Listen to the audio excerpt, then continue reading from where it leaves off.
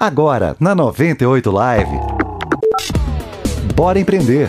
Oferecimento Sebrae Minas, em um bate-papo sobre empreendedorismo, com histórias, dicas e muito mais. A pandemia da Covid-19 alterou a forma com a qual enxergamos e lidamos com o mundo à nossa volta. Entre os setores mais impactados está o de bares e restaurantes, que já contavam com regras rigorosas de vigilância sanitária. Com o objetivo de frear a disseminação do coronavírus, empresários tiveram que aumentar ainda mais o rigor na produção, armazenamento e distribuição de comidas e bebidas. A especialista do Sebrae, Simone Lopes, explica esse novo normal. O segmento de alimentação, ele já era um segmento que era bastante regulamentado com relação às boas práticas de produção, seja por meio da RDC 216 da Anvisa, seja pelas recomendações das vigilâncias sanitárias municipais. O que ocorreu após o início da pandemia é que alguns cuidados relacionados à prevenção do coronavírus precisaram ser acrescentados na rotina dos empreendimentos, conforme os decretos estaduais e municipais de combate à pandemia. Então, essas recomendações, elas vão desde a mudanças na operação e rotina das equipes, passando pelas adequações dos espaços e até mesmo sobre as restrições de funcionamento nos modelos que eram tradicionalmente operados antes da pandemia. E a adesão a esses protocolos, de combate à pandemia de Covid-19 se tornou obrigatória, tanto aí no delivery quanto no presencial. De que forma essas empresas tiveram que se adaptar a esses novos protocolos? Além das regras já previstas, com relação aos cuidados de contaminação de alimentos e boas práticas de produção, a pandemia ela trouxe a necessidade de intensificar os cuidados relacionados, principalmente à higienização mais constante de mesas, cadeiras e superfícies. Em alguns casos, foi necessário também instalar barreiras de proteção nos caixas ou entre as mesas, além de modificar o layout de mesas para o atendimento presencial, reformulando a capacidade de atendimento para garantir o distanciamento necessário entre pessoas.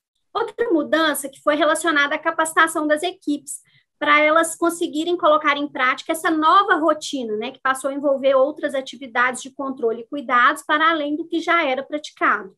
E, além disso, as empresas acabaram precisando investir na remodelagem de seus negócios, em consequência dos protocolos, para atender, por exemplo, modalidades de venda que elas não atuavam antes, como o delivery e o takeaway, para garantir um volume de venda que pudesse compensar, pelo menos em parte, claro, a queda na capacidade de atendimento ou funcionamento com impacto direto no faturamento. Simone, a adoção dessas novas regras, desses protocolos, isso implica em mais custos para as empresas? E a não adoção, não adotarem esses protocolos aí, que tipo de penalidades elas estão sujeitas? Existem, sim, custos atrelados à adoção das recomendações, sejam relacionados às adaptações de instalações ou até mesmo à capacitação das equipes para cumprimento, como eu falei no item anterior. Mas eu acredito que o maior impacto foi na redução da capacidade de atendimento, em decorrência do distanciamento entre mesas ou dos fechamentos que ocorreram, E isso tem um impacto direto enquanto a empresa consegue faturar.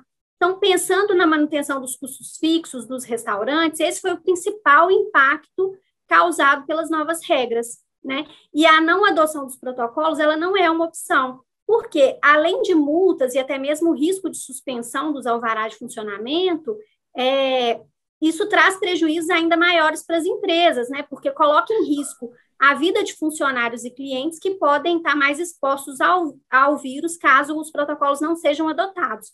E a pandemia ela acabou evidenciando a necessidade dos clientes de conhecer os cuidados tomados pelas empresas de alimentação com relação à saúde e à segurança das equipes e também dos próprios clientes. Então, não adotar os protocolos vai certamente aumentar a desconfiança do consumidor. Então, por esses motivos, é fundamental que se adote e que se comunique bem também a adoção de todas essas medidas. Lucas Oliveira, sócio proprietário do Campai, explica as boas práticas que mantiveram os negócios em alta, mesmo em tempos de pandemia. O Campai sempre teve a assessoria de uma empresa chamada Agisa, que é uma empresa focada em inspeção sanitária de processo de higienização, limpeza, etc. Então, como a gente manipula pescado, peixe, e é servido cru, a gente sempre deu muita importância para isso no processo, sabe? Sempre foi muito importante. Então, Quando veio a pandemia, foi uma atitude que nós tomamos, foi a de separar as equipes em comitês. Então, a gente criou alguns comitês para que a gente atuasse em diversas áreas e a gente foi construindo isso com a equipe. Então, a gente decidiu que, precisaríamos ter estratégia de marketing, projetos sociais, a gente precisaria ter uma equipe para pensar na estrutura do delivery, e aí a gente começou a entrar mais a fundo nos protocolos, junto com a Giza e tal, voltado aí para a parte sanitária, pensando na pandemia de fato. Assim, né? E a gente começou a aprofundar nisso na parte da expedição, por exemplo, do delivery. Então, enfim, a parte de uniformização da equipe, normal. A equipe chegava, trocava de roupa, colocava o uniforme no Campai. O processo de higienização das mãos, etc., isso sempre foi padrão. E a gente começou a trazer esse processo também para a parte operacional do delivery. Todo mundo de máscara, o sistema de higienização frequente de toda a estrutura da expedição. Então, os produtos que saíam do sushi bar, eles eram higienizados com álcool, são até hoje, higienizados com álcool. Então, esse processo ele começou a ficar mais sistemático e a gente trouxe isso para uma realidade mais rotineira. Assim. E as mudanças no Campai foram além do delivery, afetando também o atendimento ao cliente no local. Cara, toda a equipe de máscara e óculos, e aí a gente colocou também aquela ferramenta, né, uma coisa que tampa, foi até legal que isso foi feito com garrafa PET, era reciclável. Termômetro na entrada, utensílio descartável para todos os clientes, os guardanapos, rachis, etc., todos descartáveis. A gente dava um saquinho para o cliente quando entrasse no restaurante, já sentasse e guardasse a máscara dele dentro de um saquinho. Colocamos acrílico entre as mesas da praça do sofá. Então, entre todas as mesas, colocamos uma visória de acrílico para que nenhum cliente tivesse contato com o outro. Então, nós dividimos mesa por mesa. Nós limitamos aí o número de pessoas por mesa, de acordo com o protocolo. Nossa área externa e interna, a gente separou as mesas, mantendo o distanciamento. Era tapete de sanitizante, álcool em gel, display em todas as mesas, um totem de álcool na entrada do restaurante.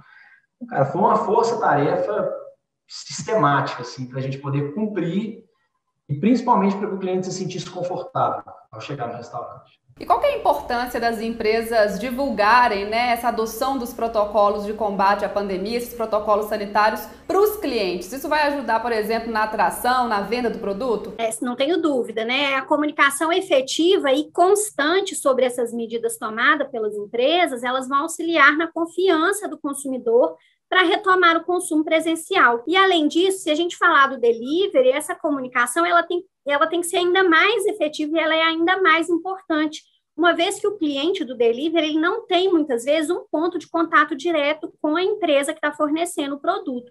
Então, comunicar de forma efetiva pelas redes sociais, pela embalagem do delivery, quais são os cuidados tomados, vai fazer diferença, né, em como a empresa é percebida pelos clientes. Como é que o Sebrae pode ajudar essas empresas a se adaptarem a essa nova realidade que a gente está vivendo? Bem, o Sebrae possui uma série de informações gratuitas com dicas para se atualizar com relação aos protocolos e adaptações dos pequenos negócios de alimentação para a prevenção do contágio de Covid-19. Essas informações estão disponíveis no site sebraemg.com.br. Além disso, possuímos consultorias específicas para a implantação de processos de boas práticas em negócio de alimentação que vão auxiliar as empresas no cumprimento de todas essas recomendações de biossegurança para combate à pandemia. É só acessar a loja.sebraemg.com.br e conferir a programação específica para os negócios de alimentação.